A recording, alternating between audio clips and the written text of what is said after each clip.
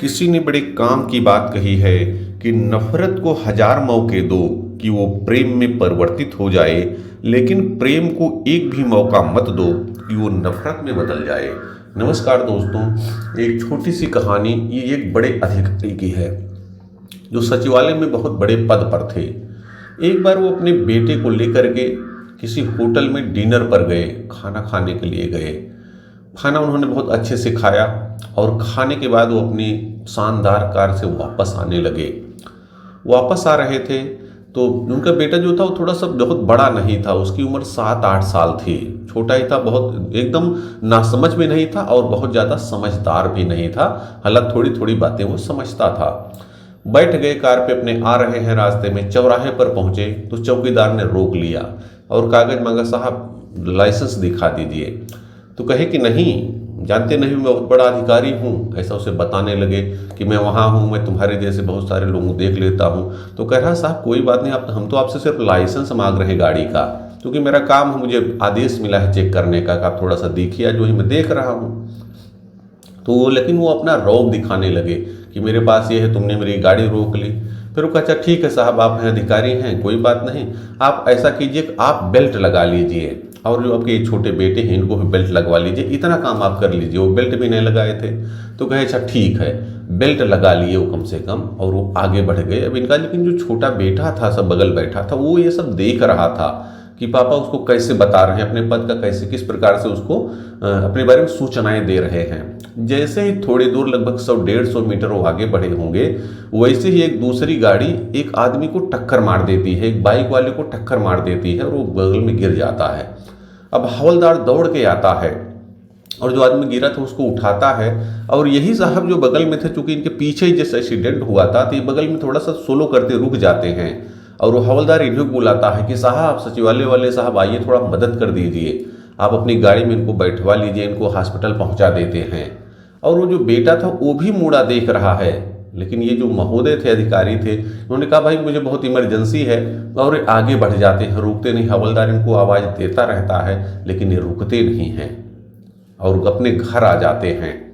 और और वो जो इनका बेटा था वो देख रहा है कि पापा तो घर ही चल रहे थे लेकिन कह रहे इमरजेंसी है। वो आता है घर पे, बेटा लेट जाता है, लेकिन वो लेट करके सोचता रहता है कि वो हवलदार देखिए छोटा था, उसने तो सिर्फ लाइसेंस मांगे और पापा को यही बताया कि आप बेल्ट लगा लीजिए, और उस आदमी की मदद के लिए सिर्फ कह रहा था। वो हमारे पापा से कितना छोटा है, हमारे पापा तो उसके जैसे तमाम लोगों का ट्रांसफ़र करते रहते हैं, बता रहे हैं बहुत बड़े पद पर हैं, लेकिन उसकी मदद के लिए नहीं रुके। उसके मन में तमाम विचार चल रहे थे। दूसरे दिन जब होता है, अखबार आता है, तो अखबार वो बेटा उठाता है तो देखता है उसी हवलदार की फोटो है। इसमें लिखा हुआ है कि एक हवलदार ने एक आदमी को अपने कंधे पर बैठा करके हॉस्पिटल तक पहुंचाया और उसका जीवन बचाया। और जो पुलिस अधीक्षक महोदय हैं, उन्होंने उस हवलदार को इनाम भी दिए। वो बेटा उसका पढ़ता है और वो अखबार ले जा करके अपने पापा के सामने रख देता है और मन में सोचता है कि मेरे पापा बड़े हैं कि वो बड़े हैं, ये हवलदार बड़ा है। और वो अपने पापा के प्रति एक नज़रिया बना लेता है, दिमाग बना लेता है कि नहीं, वो हवलदार ही बड़ा था क्योंकि उसने ऐसा काम किया है। क्योंकि आपको बताएं, बेटा छोटा था, बहुत बड़ा नहीं था, लेकिन ये समझता था कि हमें दूसरों की मदद करनी चाहिए, नियमों का पालन करना चाहिए, और वो मन में सोचता रहता है। पापा उसके देखते हैं तो उनको भी थोड़ा रियलाइज तो होता है, लेकिन चूंकि बेटा छोटा था, उनको ये सब बातें वो बताता नहीं है। तो दोस्तों, कहानी ये छोटी सी है, लेकिन ये बहुत बड़ा सार इसका है, बहुत बड़ी सीख हमें देती है कि जीवन में हम बहुत किसी भी पद पर पहुंच जाएं, अगर हम इंसान हैं तो हमारे अंदर इंसानियत जरूर होनी चाहिए, हमें लोगों की मदद जरूर करनी चाहिए। एक बात ये, दूसरी, हम ये चाहते हैं कि लोग हमारे साथ अच्छा व्यवहार करें, हमारे बच्चे बड़े हों तो अच्छे बने रहें। लेकिन बच्चे, आप यकीन मानिए कि बच्चे सीखते हैं अनुकरण से, देख करके सीखते हैं। अगर आप ऐसा व्यवहार नहीं कर रहे हैं, झूठ बोल रहे हैं, लोगों की मदद नहीं कर रहे हैं, और आपके बच्चे उसको देख रहे हैं, तो ये भी वही करेंगे। आपके कहने से एक दूसरे को मदद करो ऐसा नहीं होगा, और एक समय आएगा जब वो आपके साथ भी अच्छा व्यवहार नहीं करेंगे। आप देखिए, इस समय ऐसी बहुत सारी घटनाएं घट रही हैं कि बच्चे अपने माता पिता की बातें नहीं मानते, तो क्यों नहीं मानते, कभी आप बैठ के शांति से सोचिएगा कि आप उनको दिखा क्या रहे हैं, सिखा क्या रहे हैं। बहुत ज़्यादा बातें आदमी बताने से नहीं सीखता, अनुकरण से सीखता है। तो कोशिश कीजिए कि कभी आप अपने बच्चों के सामने कोई ऐसा कार्य ना करिए कि जो उसके मस्तिष्क पे गलत छाप डाल दे, नफरत पैदा कर दे।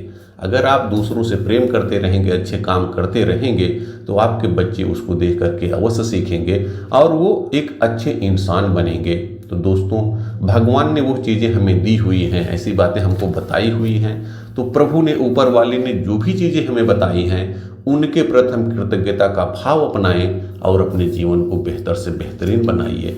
याद रखिए, ऊपर वाले न भूलते हैं न भूल करते हैं, वे आपके प्रत्येक कर्म का फल अवश्य देते हैं। बहुत बहुत धन्यवाद। किसी ने बड़े काम की बात कही है कि पूरी दुनिया के लिए आप एक इंसान हैं, एक व्यक्ति हैं, लेकिन अपने परिवार के लिए आप पूरी दुनिया हैं। नमस्कार दोस्तों, एक छोटी सी कहानी। ये एक ऐसे आदमी की कहानी है जो ऑफिस में काम करते थे। ऑफिस में काम करते थे, ईमानदारी से करते थे, अपने परिवार का पालन पोषण करते थे। एक दिन वो अपने ऑफिस से आते हैं, थोड़ा सा थके हुए थे, उनको लेट हो जाता है। वो घर पर आते हैं तो उनका जो बेटा इंतजार कर रहा था, जैसे ही आए, आइए पापा बैठिए, वो कहने लगा, पापा आज आपको इतना देर क्यों हो गया। वो उससे पूछने लगे कुछ, लेकिन पापा आज थोड़ा ऑफिस में कुछ टेंशन था तो गुस्से में थे। वो उसको साइड में बैठा दिए, अरे चलो तुम उधर बैठो, क्या पीछे पड़े हो। तो जाकर के जो बच्चा थोड़ा उसको डांट सा दिए तो जाकर के बैठ गया। लेकिन थोड़ी देर बाद फिर वो आया कि पापा क्यों आज आपको लेट हो गया। फिर वो चूंकि वो कुछ बोलने के मूड में नहीं थे तो कहीं ना, बेटा तुम मुझे शांति से बैठो, मैं बताऊंगा आपको। लेकिन वो बच्चा था, छोटा था, 3-4 साल उसकी उम्र थी, ज़्यादा उम्र रही थी, लेकिन थोड़ा समझदार था। फिर आकर के थोड़ा वो देखा जब पापा का मूड सही नहीं हो रहा, फिर आकर के पूछता, अच्छा पापा ये बताइए कि आप 1 घंटे में कितना कमाते हैं।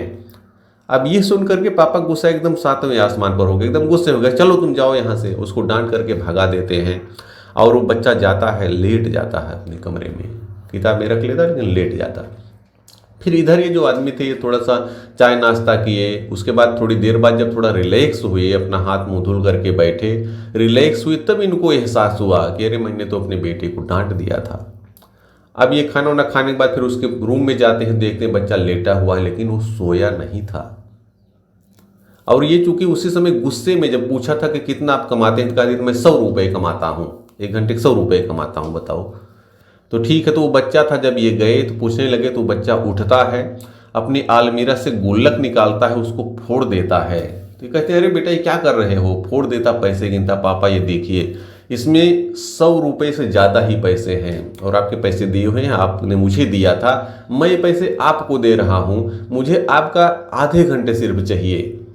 आप जब आइए मेरे साथ आधे घंटे बैठिए, क्योंकि मुझे समय नहीं मिल पाता आपका। मैं ये चाहता हूँ मैं आपके साथ बैठ करके कुछ आपसे बातें करूँ। और ये उसकी भावनाओं को देख करके, उस बच्चे की भावनाओं को देख करके आदमी को एहसास होता है कि मैंने क्या कर दिया, मैंने अपने इस बच्चे को डांट दिया। और वो थोड़ा सा सोचने लगता है कि मेरा छोटा बच्चा है, अगर मैं इसके साथ प्रेम नहीं करूँगा तो कौन करेगा, मैं इसके साथ बातें नहीं करूँगा तो कौन करेगा। और उसको अपनी गलती का एहसास होता है और वो डिसाइड करता है कि मैं प्रतिदिन अपने बच्चे के लिए भले ही 10 मिनट सही, 20 मिनट ही सही उसके लिए निकालूंगा, उसके साथ बैठूंगा। तो दोस्तों कहानी ये बहुत ही छोटी सी है, लेकिन ये उन सभी लोगों के लिए है, सभी वर्किंग स्त्री और पुरुष, महिलाएं और पुरुष दोनों लोगों के लिए है, जो ऑफिसों में काम करते हैं और वहाँ से घर आते हैं और कभी कभी ऑफिसों में टेंशन, कभी कभी क्या ज़्यादातर टेंशन ही हो जाता है, और वो टेंशन आप वहाँ पर अपने बॉस के ऊपर नहीं निकाल पाते तो आप आकर के घर के लोगों पर निकालते हैं। ये धारणा ठीक नहीं है। आप बाहर करते देखिए, घर के लोगों के लिए आप उनकी दुनिया है पूरी। अगर आप उनके साथ अच्छा व्यवहार नहीं करेंगे, दूसरा कौन करेगा। तो जो भी ऐसे लोग हैं जो बाहर ऑफिसों में काम कर रहे हैं और घर पर आकर के अगर आप अपने लोगों पर गुस्सा निकाल रहे हैं, तो अगर आप ये कहानी सुन रहे हैं तो ज़रूर इससे सीखिए कि परिवार वाले आप पूरे दिन आपका इंतजार करते रहते हैं, थोड़ा सा ये उनके साथ प्रेम से बोलिए। उनको क्या पता ऑफिस में आपके साथ क्या हुआ। तो ऑफिस का टेंशन ऑफिस में रख दीजिए और जब घर आइए तो घर के लोगों को उनके हिसाब से मिलिए। देखिए घर का माहौल आपके अच्छा बन जाएगा, और जब घर पर लोग प्रसन्न रहेंगे, खुश रहेंगे, आपका मूड भी सही रहेगा, तो यकीन मानिए आप ऑफिस में जाएंगे, वहाँ पर भी माहौल आपको अच्छा ही मिलेगा और आप अपने काम को अच्छे तरीके से कर पाएंगे। तो आगे भविष्य में ज़रूर ध्यान रखिए इस चीज़ का कि ऑफिस का काम ऑफिस में और घर का काम घर पर।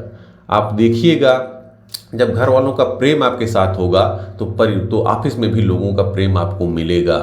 इस प्रकार से अगर घर पर आपकी पत्नी है, आपके बच्चे हैं और घर के लोग हैं, तो आप भगवान का शुक्रिया अदा कीजिए कि इतने लोग आपके साथ हैं, इतने लोग आपकी देखभाल करने के लिए हैं। कभी कोई ऐसी स्थिति आएगी तो भगवान ने जिन लोगों को आपके साथ कर रखा है, आपको अच्छी सोच भी दी है, मेहनत करने का साहस भी दिया है, तो आप अच्छी सोच के साथ भगवान ने जो कुछ दिया है उनके प्रति कृतज्ञता का भाव बनाइए और अपने जीवन को बेहतर से बेहतरीन बनाइए। याद रखिए, ऊपर वाले न भूलते हैं न भूल करते हैं, वह आपके प्रत्येक कर्म का फल अवश्य देते हैं। बहुत बहुत धन्यवाद।